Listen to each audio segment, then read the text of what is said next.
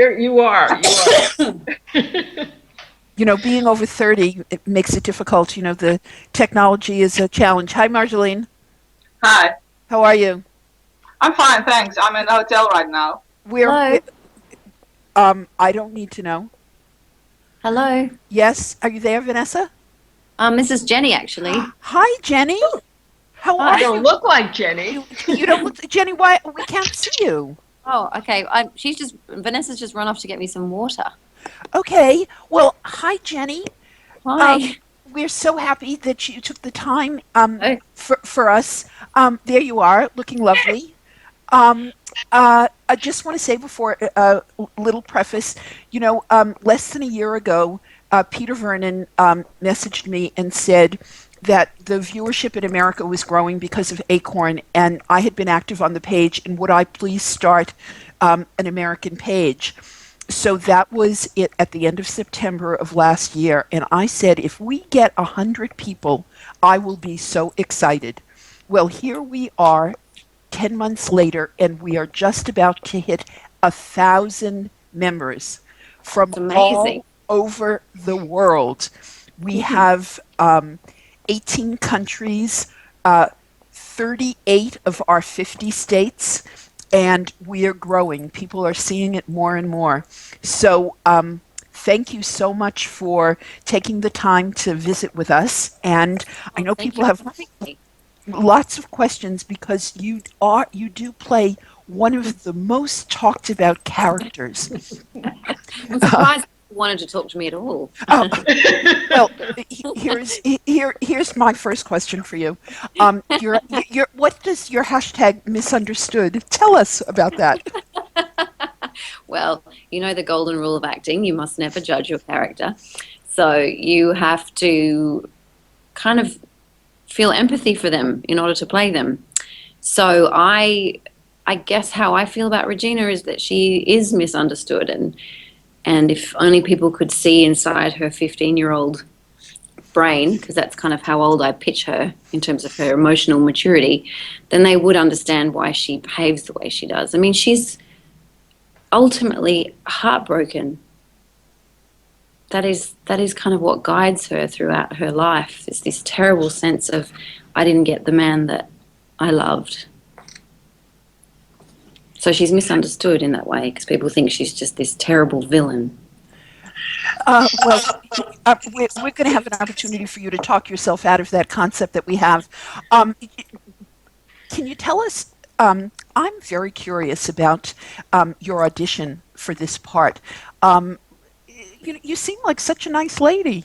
What Oh, did thank you, you but you what only just met me. what did you have to call? I mean, what was your preparation for this audition, and what in your own life did you call on to create this conniving, cruel, manipulative, cunning woman that we Well, all then love to hate? that would be telling, wouldn't it? No, I'm joking. I mean, to be quite honest, it was a shock that I got the role because, firstly, I didn't know the breadth of Regina when I auditioned for her. She was just it was a 5 episode guest role, and she was, an in-law relative of the Bly family, and I guess it's been a journey of discovery between me and Bevan to see what Regina was going to become. So when I auditioned, I guess what he really wanted to see from me was this sense of entitlement. That's kind of what we brought when we first started, which was I'm owed and I'm entitled to be given certain things, and that's kind of where we started from with her. Um, Jenny, meet Donna Devine. Donna is from Connecticut, I and um, we have some really animated conversations about Jenny and the kind of person she is. So, Donna, say hi to Jenny. Hi, I'm glad to have the opportunity to say shalom to you. that's alone. Uh, uh, and that's part of my question. We've had chats with other members of the cast, and we asked what in their background, what they read, what they viewed, that helped them really absorb the character. And in our chat with Bevan Lee, he talked about how he envisioned your character as both psychotic with echoes of Hitler.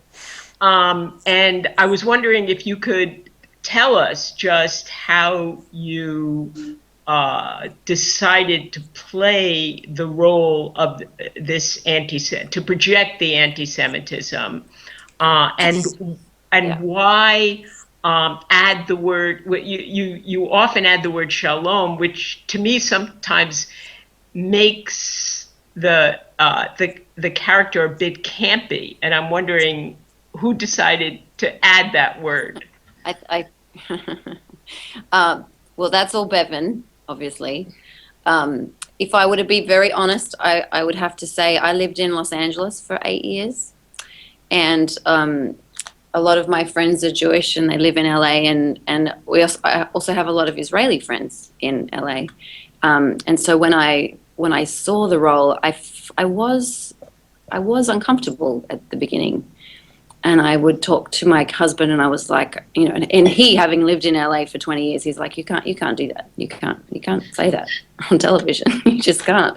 And so it took a kind of a lot of, I don't know how to describe it, but I kind of had to get my guts together and say, can I do this? Can I actually represent this ugliness? Because, so many of my close friends are Jewish, and I was uncomfortable with it, but then when I gave it a lot of thought, I also feel, and correct me if I'm wrong, that the Jewish community often feel relief that the prejudice is being spoken to. I mean, you can tell me if that's incorrect, but I feel that there's a relief out there that it's like, God, this is actually what we suffered and still suffer, and finally, it's being articulated. Jenni, in the Jewish community, there's a great commitment to, sure you've heard the expression, never forget, that the stories of the Holocaust must continue to be told. And we live at a time where, unfortunately, there are people who deny the Holocaust and are trying to somehow change history. And the approach to talking about the Holocaust is one that we must do it. And however it is portrayed, as long as it's being put on the lips of people and the stories are being told, it's important. Mel Brooks has a humorous approach because he figures we should be laughing about it. But we need to continue to talk about it. And if you were to see some of the discussion that goes on the page, it is the one theme that keeps coming up over and over and over again. So talking about it, and for me as a Jew and for the tremendous Jewish following that there is for the show, the Holocaust really speaks to us, and your portrayal of the character allows us to see it and anti-Semitism of today in a very real way. So as heinous as you are as the character, the fact is that you're bringing the subject up, and there are so many people on the page who keep asking questions and say, we didn't really know about this, and this is so important that it's being told. So it's not all bad. Yeah, well, that's good. I guess that's the place I've arrived at with it. So on this note, Gail Siegel is in Jerusalem. Hi, Gail. Hi, Jenni. Talk to Jenni, Gail. My question for you has to do with being a villainess. Have you ever played one before, and how did you prepare for this role? No, this is my first villain. If I were to call her that. I probably don't ever want to go back to playing a good guy. I don't think I've ever had this much fun on a TV show ever before. I don't know if you know any parts of my earlier career, but what is extraordinary about the role that I play for me personally is that Australia got to know me as a super, super sweet, blonde, single mom, kind of heart on her sleeve character. I played that character on a show here called All Saints for 100 episodes. And so I then left after I did All Saints, and I went to America, and I came back, and this has been my first role back in Australia. So people really only have that former character as a reference on me. And I still wonder how they are reconciling the two, or even if they know it's me. They even know it's me back from All Saints playing Regina. I'm not sure. Well, you're doing a great job at it. Your fans love and hate you at the same time. Thank you. I don't really think I have any fans, to be honest. but thank you. That's very nice of you to say. Welcome. We all love to hate you. We love to hate you, and your scenes are eaten up with great joy by everyone. Did you hear what she said? did she really say that? I rehearse my scenes in the makeup trailer just before I go on, and even the makeup artists are like, "God, you're a bitch, such a bitch." How does the transformation, the physical transformation, the different hair color and the clothes and all of that, is that part of the preparation? While you're sitting there in the chair, or when you're standing in the wardrobe department, are you going through a mental transformation as these physical changes are made? Yes, it's a very interesting question, and it really is a good question for me personally as an actor. I think everybody, after working with me over time, especially the first assistant directors, I would say, all know I have a real quirk about me in my work, and that is that I will not step foot on the set without my character's shoes on. And I don't know if any of you are actors or not, but when I trained as an actor, they put a lot of emphasis on what kind of shoes you wear impacts you as a character and how you move. And because I am a very physical performer in terms of my key into Regina is how she physically is, then my shoes are the beginning of that story. So yes. So for me, I mean, having such super dark hair and having my hair in rollers every morning and doing a hot set and getting that kind of wildly glamorous makeup on and wearing those amazing costumes, it all starts from the shoes and it goes upwards, and it does create Regina utterly, and I cannot be her without all of those elements. I just can't. Wow.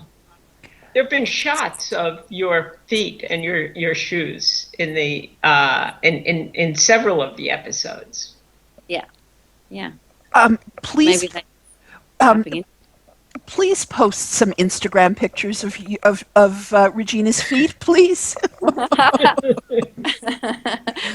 I have to be very careful what I post. I can't give away anything. Not a story. We just want to see the feet. Well, maybe after the season starts, you can start sharing the feet with us.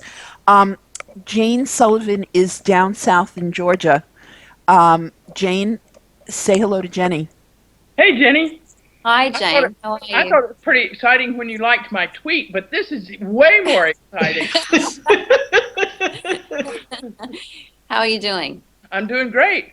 I wanted to know about how it is bringing your kids on set. Yes. Mm-hmm. Yes, very interesting. Again, Yeah. I'm so looking forward to seeing how you guys will react to the last 2 episodes of season 4, and try and remember this conversation when you get to watch it. I would not allow the children to visit me on set for episode 11 and 12. Ooh. Okay. If that indicates anything, I've said to my husband, I said, they can't come for the final block. I can't have them. Usually I can have them there because, I can be with them in the trailer and then I can take my time. But for the last block, it was impossible for me to have my kids there. I had to remain in a place that was not very mummy friendly. I am the wife and mother of working actors, and I know that when my daughter was young, seeing her father on television was kind of a confusing thing. Um, I assume that your children, I know they're very young and that they have not been introduced to Regina, but have they seen you do a commercial or anything else? Have they connected that mommy is the woman in the box? Not really. And my daughter did see something. I'm trying to remember back, and all she did was just laugh hysterically. I think she was just so so didn't know how to process it. And my little boy has watched me once on morning television, and all he did was cry. So yeah, they are still young, and I think it might take a couple of years until they're ready. They certainly can't watch Regina. For sure, for sure. We know that your husband is a successful screenwriter. And again, we're a show business family, and there are a lot of challenges that come along with it. I don't know how it is in Australia, but certainly in Hollywood and in New York, being in this business is a very challenging one. How are you guys doing with it? Yeah, it's really tough because my husband's work is all out of the US, and for now all of my work is out of Australia. So we are doing a very funny dance. He goes to LA probably once a month, and after the show launches this year, we'll go back and we'll be in LA for a bit of a time for him. Excellent. Marjolaine, say hello to Jenni. Hi, Jenny. Hi, Marjolaine. How are you doing? Oh, tell her where you are. And I'm in a hotel in Amsterdam. Yeah. I'm from Holland. Yes, I'm from Holland. And on behalf of all the Dutch fans, I must say hi. Hi. Hi. I am in an Amsterdam hotel because later today I'm gonna meet our friend Jenni Goodwin. She's from Australia. Yes, from Australia. Yeah. She's on tour, on cruise in Europe, and today she's in Amsterdam, and I'm gonna meet up with her. Oh, how lovely! That's so special that she'll have somebody to meet up with when she arrives. That's great. All because of the show. Well, I'm surprised that you want to talk to me because, isn't Marta your poster girl? We are fans of the show, not all because of Marta. Do you want to know something funny about me and Marta? Yes? We're actually friends in real life. Oh, I'm glad you are having a friend. We had dinner together on one of our last nights together in Camden. Great. Marjolaine, what's your question? Well, I really don't have a question. I only want to say that I am a big fan of Regina. Thank you. Not because she's a bitch, but because it is only make believe, and yeah, I like the way you perform. You do that. Oh, thank you. I want to say that to you. Oh, thank you. I'm very touched. I'm very touched that you would say that. Jenni, and there are friendships made because of the show. Well, that's amazing. That's amazing. Yes. All around the world. I find it amazing too. I want to comment on that. It really is an extraordinary thing. I've been around television shows and fans for over 25 years, and I have never seen anything like the group of people who have been brought together because of a place to call home. And it's truly extraordinary. And I know that you get to see it in Australia because you go to fan events and you see people at awards shows and at picnics and that kind of thing. But there's a whole world out there outside of Australia that has bonded over this show, and real friendships have been formed. People are meeting up. Gail was in New York a few weeks ago from Jerusalem, and she got to meet up with Donna Devine in the city. And I'm going to Israel at the end of August, and I'm planning on finding an Australian bar in Jerusalem and meeting up with all of our Israeli fans. a lot of it has to do with the extraordinary way that the stars have responded to their fans. You've been incredibly accessible. The fact that you're taking time to do a chat like this is really it's quite extraordinary.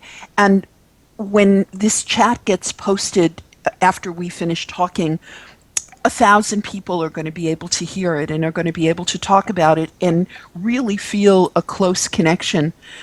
I also think that the Australian Tourist Board should really be giving you guys like lots of props, free plane tickets and all that I kind of agree. thing. Yes. Because there are fans who are flocking to Australia, and it never occurred to them to go to Australia before A Place to Call Home. So It's bizarre because we have so many other shows. I don't know what it is about this particular show above, any other Australian show. well, Donna, what do you Yeah, think about I that? have a few ideas about that. I mean, I think those of us living through the early part of the 21st century are living with enormous change, much more rapid than the kind of the pace of change before. But here you have a story about a country that most of us didn't know very much about, even those of us who are reasonably well educated, at least in the United States. And it talks about the enormous social changes that people are forced to endure, to somehow live through, and they don't necessarily live through it smoothly, but we can see that you don't fall apart either. That change has come against the forces of tradition. You can't hold it back. It's like trying to hold back the ocean, but that life didn't fall apart.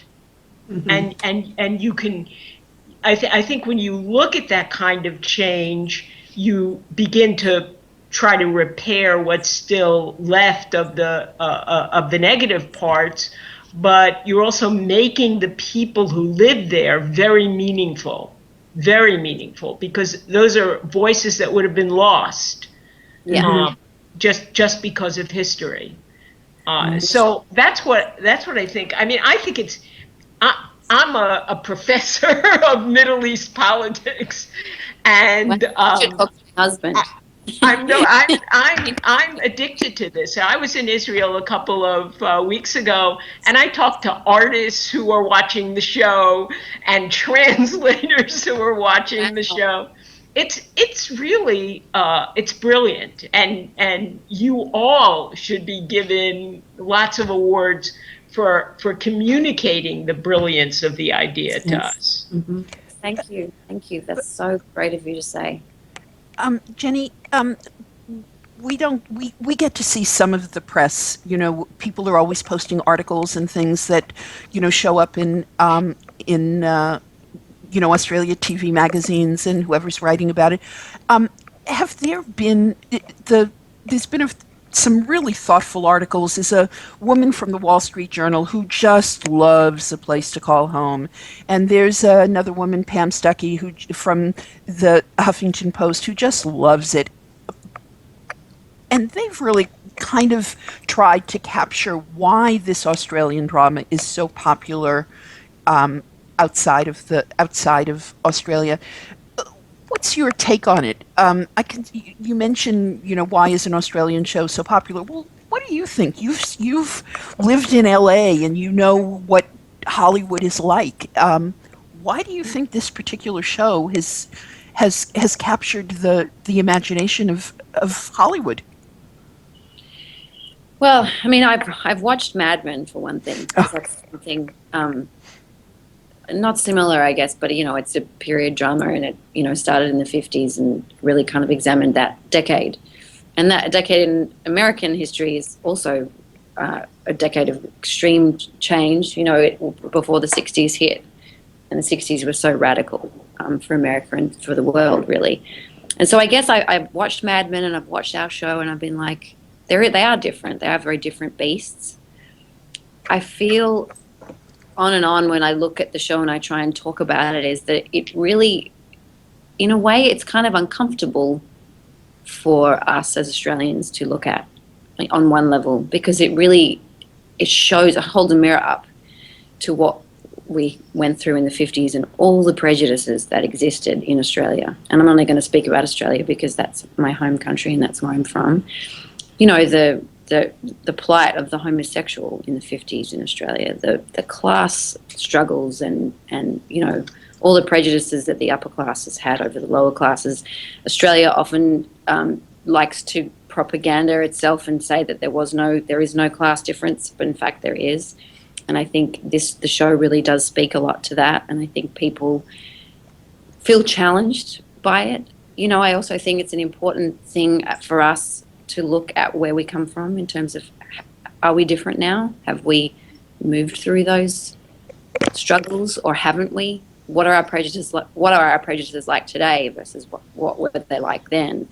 I mean, I know, talking to David Berry and Bevan, and that particular storyline is so illuminating, because what the homosexual community went through in the 50s and how they had to remain hidden, and that was also incredibly painful. And I think it's important that we acknowledge that what we went through. You know, we can't forget that we've fought all those fights, and we are where we are now. I mean, that being said, I still think prejudice exists in Australia, and I think that's important that we acknowledge that too, because how else do we become better as a nation? So how long will it take Australia to come along with America and Ireland and have marriage equality? I would hope tomorrow. You know, I guess it's one of my big issues, especially having lived in the States. Coming back to Australia, I am frustrated by the fact that we're kind of stuck in the dark ages in that way. Fran, are you there? Hi, yes, I'm here. Hi. Fran's in London. Fran, say hello to Jenni and have your long-awaited chat with her. Good Hello. morning. Good morning, Hi. Jenni. Hi. I was going to ask you about accent. On the show, as Regina, as person of social class and education, she speaks with a cultivated Australian accent, I believe it's called, as opposed to broad or a general Australian accent. And I was wondering, how do you go about doing that? Is that something that comes naturally to you to put that accent on, or is it something that you had to have special help with, speech training? Is it, you know, you have some long monologues where you have to speak in this accent. Is it very difficult? It was probably more challenging at the beginning because I'd been living in the States for such a long time, and so really it was funny. I returned and then I was like, what is my own voice? You know, because you know, when I work in America, I don't ever show my Australian accent. So I had years and years and years of pretending to be American, which is funny, I'm sure, to the Americans here in this conversation. So at the beginning I was like, oh yes, okay. Well, I went to a really toffee girls' school in Sydney, if that helps. So I just went, okay, cast my mind back to then, and the language in its formality, and also my acting training was also, you know, we did Shakespeare and we did all those formal texts. And so I kind of combined it all in order to get to where I needed to go with Regina. And plus, I've been told by Americans in my Hollywood career that my Australian accent's appalling.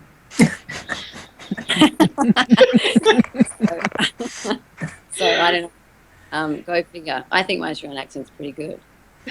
Could have fooled me. What do we know? I also wondered, do you speak any French? I know on the show that I've heard, I remember a few times, some French. Do you speak French yourself? I don't speak French, but I speak Danish.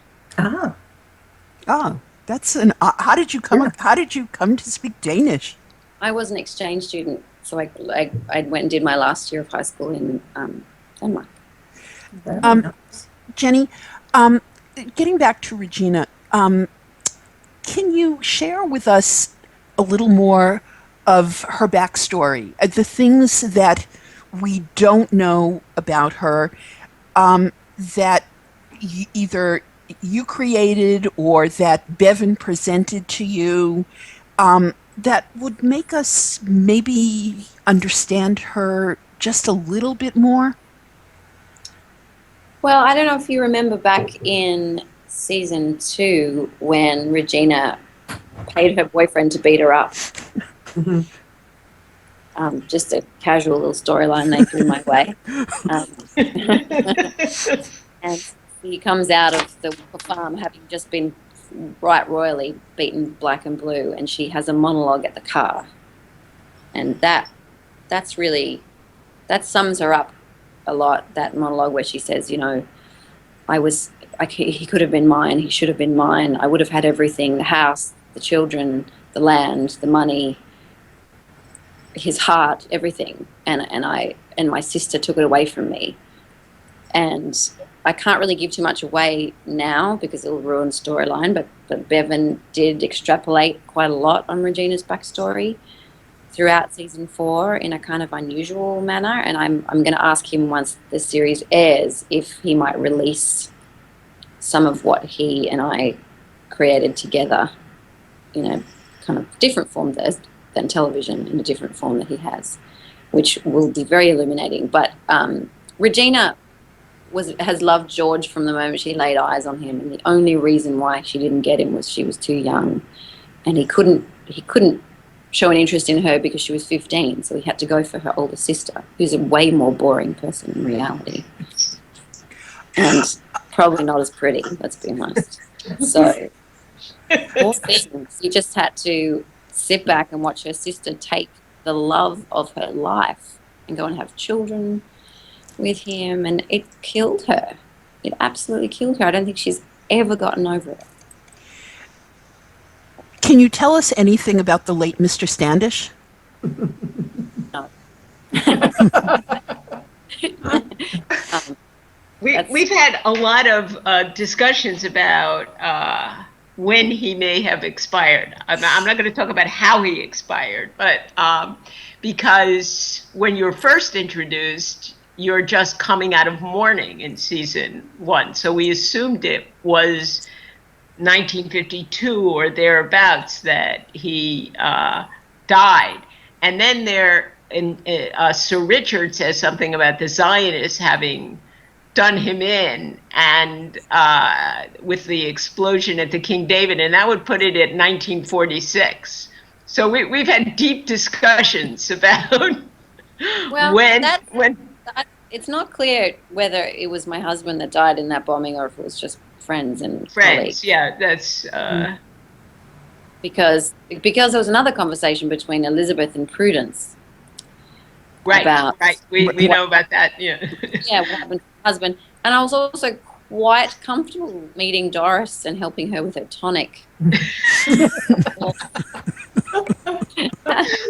So I think I've had some experience in that field. I don't think that was my first time with a little packet of powder. Well, and Regina has been looking for a way to get George back ever since. And we know a little bit about the first Mrs. Bly.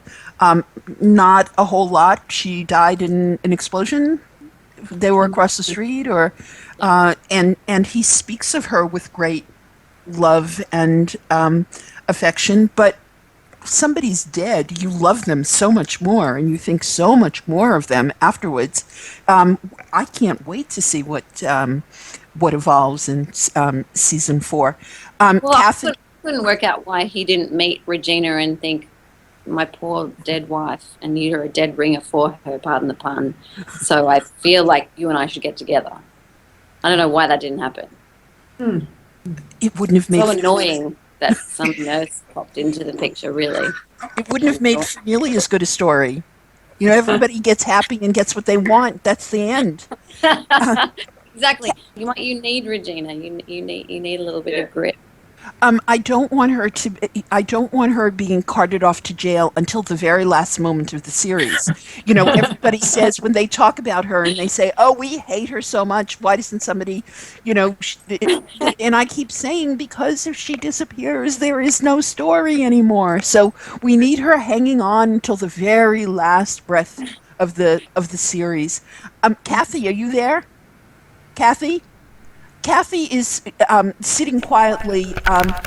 Kathy is our lone Australian on the chat today. She's putting on her earphones, and I'm.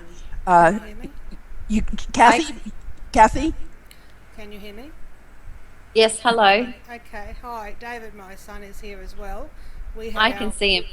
Yes, we have to leave our microphone off so that we don't have echo because we're Okay. recording it. He's recording it. So Okay. I'd just like to say that those Americans don't know what they're talking about. The Australian accent is wonderful. My accent is very broad compared to yours, and I find there's very few Americans can do an Australian accent. Very few can do one convincingly when I see them on TV. It's a hard accent to do. I agree. Much easier to do an American one, I'd say. Not that I can do one. I met Well, you down. Jenny, you know, on at the talk garden shows party. they.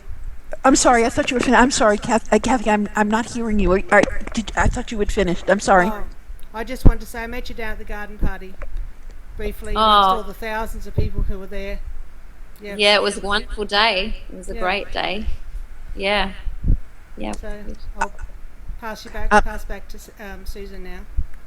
Thanks. Jenny, on talk shows here, and you know that you have celebrity after celebrity after celebrity on the multitude of talk shows that grace our TV screens 24/7. In the search for looking for new things to ask people, they like to play these games, word association, and so I want to throw out some things to you and see what you say. Do you want to be me or Regina? No, I think we want to. Well, let's start with. Well, you do have some. Regina does have some complex relationships, but tell us about working with Noni Hazelhurst.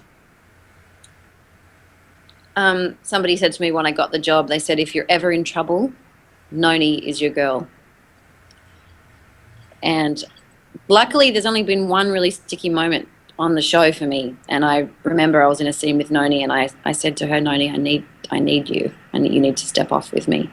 And she did, and she was so right there in my corner. And I think I've appreciated that ever since. That happened quite early on. She's kind of like that warm, motherly presence on set. She's just earthed. It's nothing, you know, she remains grounded at all times, which I think is really important for our show. You know, we have a lot of young people and we have a lot of guest cast that come through, and I think she's a really grounding presence. So I love Noni. I love working with her, and I really feel that everyone will be very upset after they see what Regina does to Elizabeth.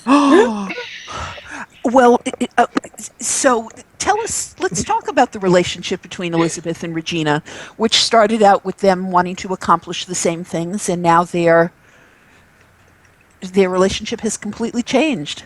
Well, Elizabeth brought Regina into the fold. I mean, she wanted somebody to do her dirty work, and do her dirty work Regina did. So exactly. It was, you know, you got to be careful who you invite in, because once they're in, it's not necessarily easy to get rid of them. And that's why the episode that Regina is introduced was called Cane Toad. And I don't know if you know about what cane toad is in Australian terms. It's a pest, but it was introduced to deal with a different kind of pest, which is often how these things happen. And so now there's no way of getting rid of the cane toad. So it was very apt. What you say about Noni, we've been so fortunate that we've been able to have wonderful, constant interaction with Noni. We've had Yeah. certainly live chat, but she's jumps on the page and she's always making, comments that get us going. And she's participated in so many ways. We just love her. I have a hashtag Bring Noni to the U.S. Because we would just love to see her there. Um, we all love Bevan Lee. And we loved him before, but when he came and spent over an hour and a half with us, we were just totally smitten and totally caught up with him.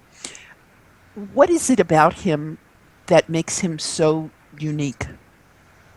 I think Bevan is probably one of the most openly vulnerable people in our industry that I've come across. And there's so much strength to be found in that. I think it's such an admirable quality. You can almost see his heart when you're with him. He comes to our table reads and he sits at the top of the table and he talks about the show, and it never feels like he's our boss and we're his employees, or it never has that kind of power dynamic to it ever. You just kind of feel like we're all voicing one of his really personal dreams. That's kind of what it feels like. And so I think it takes the fear away because of the way he is. How unique is this program for you all? I mean, it seems so unusually unique in terms of the Facebook and the discussions we have, but how unique is it for you as actors to be a part of this? It's totally unique. I mean, as a product, it's unique. The way it looks is unique. I mean, it looks like a feature film every episode.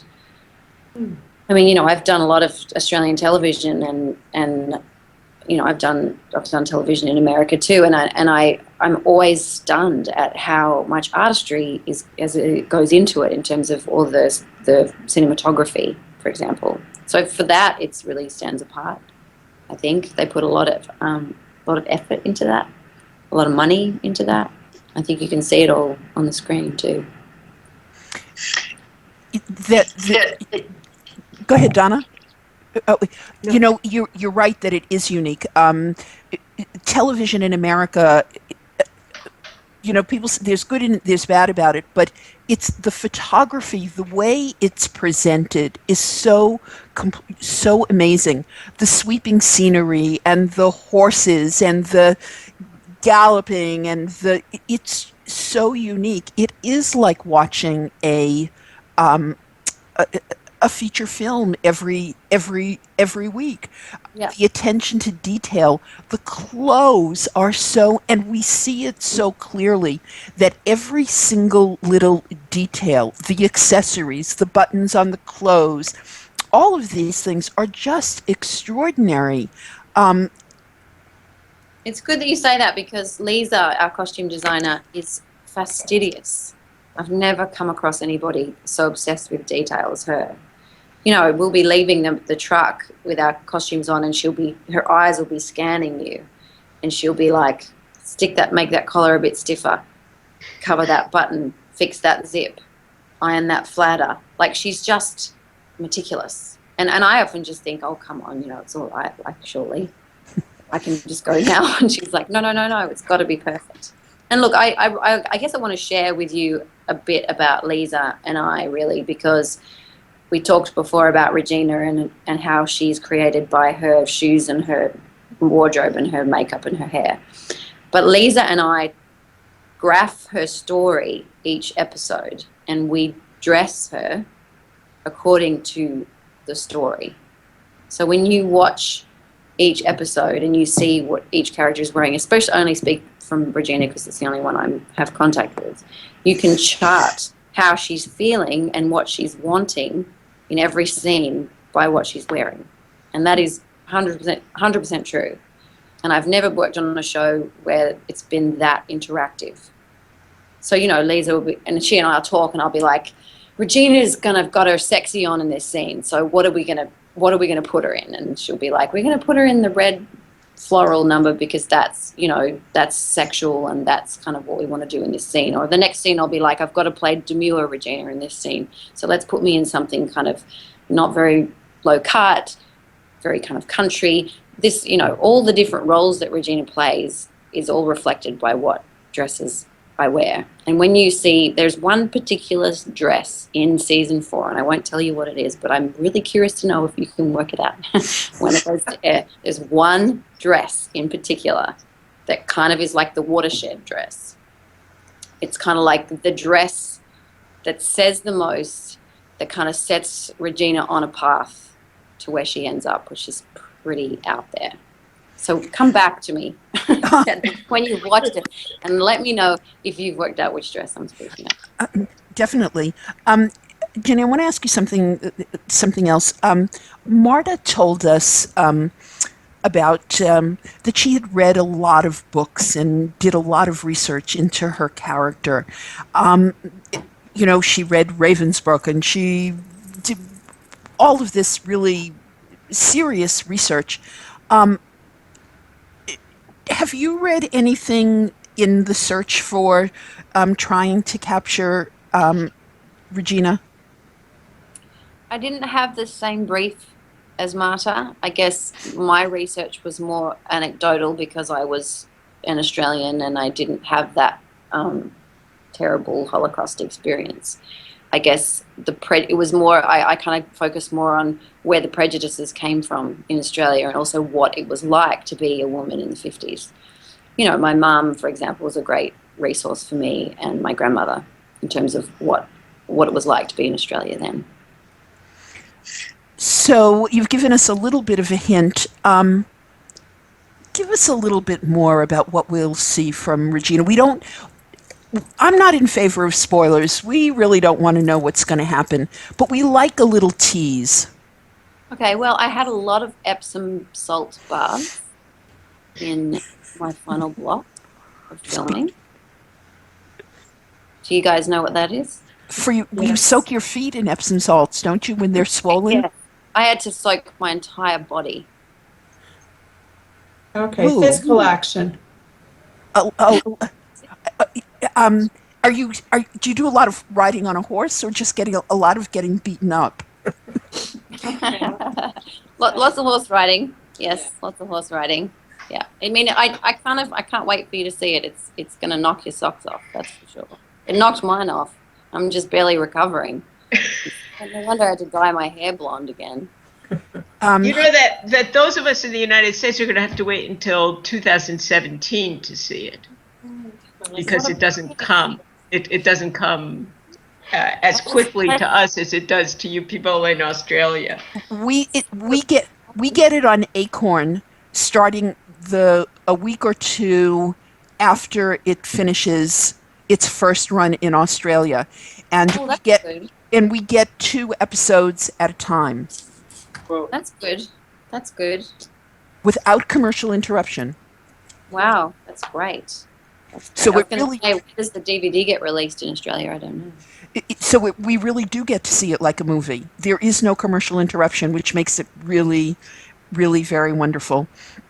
Well, I really hope that you enjoyed the season. I mean, I'm trepidatious because it's been so intense, but I really hope. I want to know what you think after you've watched it. Jenny, before we let you go, our technical advisor, David Bowles, is going to be posting this chat on our page shortly after we finish. Any message for your worldwide fans and the 1,000 people who are on the international Facebook page? Yes, my message is please don't hold it against me. I'm actually nice in real life, it's true. You're totally, totally different as a blonde. I mean, it really is an amazing transformation. And I don't think that there's anybody on the show who has that kind of physical transformation that you do. No, it's true. When I started, it was put into my contract that they had to take me back each time or, after filming. And I've never needed to get rid of her as bad as this season. I just she had to go. It was like enough. Well, Jenny, thank you so much for giving us your time. I know the season's over, so I think we're probably honing in a little bit on your hiatus time. I'm actually happy to promote it. I just hope people know who I am. Now that I don't look like Regina. It was a bit of a thing like, God, what if I show up to things and people are like, could you get me a coffee? So do you want to say shalom? Oh, do you want me to? Please. Shalom. Good. Oh, Shalom, Jenny. Shalom, Jenny. Thank you so much. We look forward to having you back after season 4 is finished, so we can rehash all these wonderful points. And Well, I want to thank you. I guess I want to thank all of the fans, I suppose. I want to thank you all. Thank you for being so dedicated. It's not lost on us as actors. I feel we are indebted to you in the fact that the show is still alive. So thank you. well, we look forward to, we hope that A Place to Call Home goes on for a while, but we know that it has to end. And what you can count on is that we're not just fans of the role of Regina and the roles that each one of you play.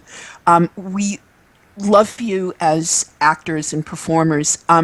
There are all kinds of things posted. People are watching your old movies and posting pictures of you from all kinds of things. They are filling up the theater, for Noni and Marta and Sarah. You have some devoted fans. They're not just devoted fans of A Place to Call Home. They're devoted fans of Jenni Baird, the actress. So we look forward to seeing you for a long time in a lot of different roles. You're here. Thank you very much. Thank you. And come visit me in Santa Monica when you come to Los Angeles. Oh, you're in Santa Monica. I'm in New York, but I'm back and forth. But I have a wonderful place, a rent-controlled apartment right on the beach in Santa Monica. Wow, you lucky thing. One of the smart things that we did was move to Santa Monica when it was a sleepy little beach town and nobody wanted to live there. We can't afford to live in Santa Monica these days. If only. Well, you can definitely come and visit. Thank you so much. Thank and you. we look forward to seeing you soon. Bye. Okay. Thanks a Bye, lot. Jenny. Bye. Bye-bye. Bye. Bye. Thank you.